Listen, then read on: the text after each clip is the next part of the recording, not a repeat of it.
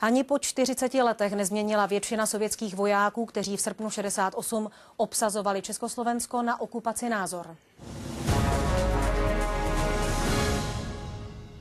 Z tehdejšího sboru důstojníků Rudé armády, pod jejichž velení operace Dunaj spadala, zbylo už jen pár lidí.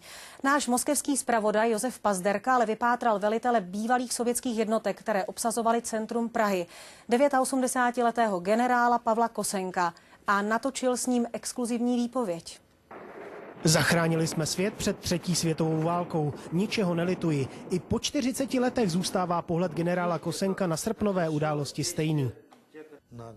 Muselo se to stát, muselo. Kdybychom vám nepřijeli na pomoc, začala by strašná válka. Na hranicích Československa už stáli Němci a Američané, jen čekali na pokyn k útoku. Kosenko velel v srpnu 68 sovětské 35. motostřelecké divizi. Na těchto archivních záběrech vystupuje z velitelského auta. Jeho divize přijela z NDR a měla za úkol obsadit centrum Prahy. Do úzkých se Kosenkovi vojáci dostali hned po několika hodinách na Václavském náměstí. Valila se na nás lavina lidí, vůbec se nedali zastavit. Nemohli jsme střílet, jinak by to byl masakr. Jenže oni nám zapálili 10 tanků, taky můj tank hořel.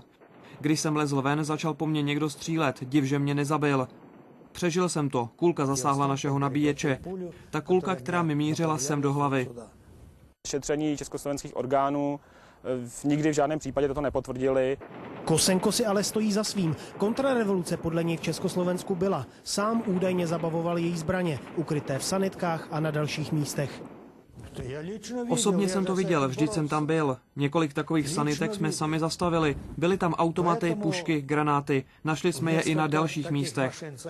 Sovětští vojáci opravdu zabavovali zbraně, nicméně šlo o zbraně lidových milicí, veřejné bezpečnosti, Svazarmu a podobných vojenských a polovojenských organizací. 40 let po sovětské invazi do Československa žije generál Kosenko pořád ve svém světě, nedotčeném novými informacemi. On i jeho divize prý v Československu nikoho nezabili, pouze a jenom poskytovali bratrskou pomoc. Proto taky dodnes nenávidí slovo okupant.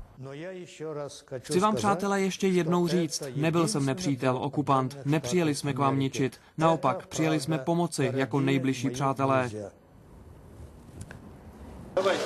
V Československu Kosenko od srpna 68 nebyl. Rád by se tam ještě podíval. Není si ale jistý, zda by ho někdo pochopil. Z Moskvy a Prahy Josef Pazderka, Česká televize.